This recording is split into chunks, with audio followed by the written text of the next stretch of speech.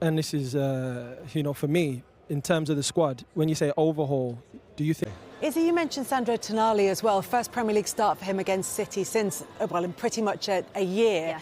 I mean, what I would attribute for Newcastle to be able to draw on now?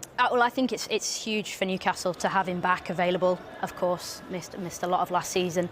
I think we saw it at the start of last season, the energy, the quality on the ball that he brings, a classic number 8. And I think he's a player who now, with a bit more consistency, his feet on the floor, I think he'll be a real asset to this team, especially in the midfield. Now with significant breaking news. It comes from Manchester United, and for us it comes from Dharmesh. Yeah, really good news if you're a Manchester United fan. It was news that we were predicting would happen last week, and it has happened, and that looks to rebuild. Gordon's played against him 3 times this season. He did so well in the Champions League, didn't he, this term? 10 goals, only Harry. Transfer update to bring you, and it's a very interesting one. It's on Sandro Tonali because we are told he's a top target for... We're going to start the transfer show this hour with significant breaking news. It comes from Manchester United, and for us it comes from Dharmesh. Yeah, really good news if you're a Manchester United fan. It was news that we were predicting would happen last week, and it has happened, and that looks to rebuild his squad after helping from the Premier League. Now, one of Spurs' top priorities this summer is improving the technical ability of the squad and bringing in a midfielder that can dictate play. And Tonali has been identified as an ideal candidate for that role. But of course, he plays for Newcastle United, and they would only consider selling Tonali, who's got a contract until 2029, for a huge fee. And it's very important to say that Newcastle United do not want to lose him. But we can tell you that Spurs do want Sandro Tonali. He is a key target for Manchester United, and for us it comes from Dharmesh. Yeah, really good news. These pictures just into us from Manchester United's Carrington training ground.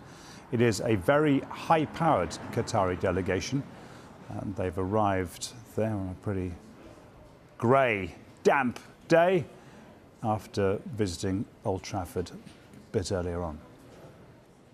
Then, also many questions on Manchester United and Sandro Tonali, guys. At the moment, despite rumours from Italy, you remember in Italy there were news April, May, Ederson and Tonali. I told you, for Ederson, it's on Man United to decide, and they decided to go for him.